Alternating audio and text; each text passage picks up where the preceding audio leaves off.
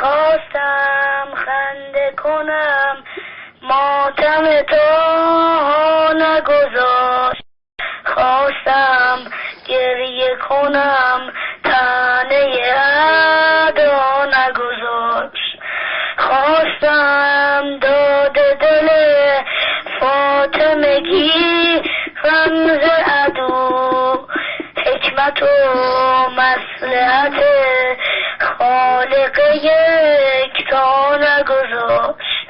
آن زمانی که در خانه عدو آتش زد، خواستم من بروم علی ها نگذاشت، دشمنم خواست مرا جانب مسجد ببرد، تا نفس داشت در آن معرکه زهرا نگذاشت.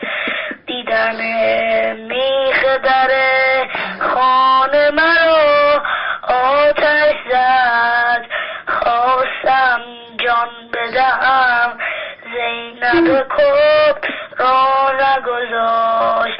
آن زمانی که گل و غنچه من پرپر شد، خواستم داد زنم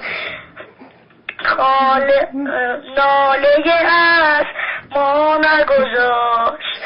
جان دادن خود را پس از غسل و کفن تو دیدم، با دست خود از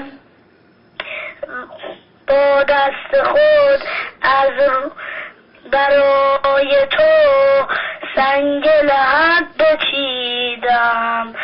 تمام آیه قرآن چنین است، تمام حرف یزدان این چنین است. به کوری دو چشم اهل بدعت، فقط حیدر امیرالمومنین است.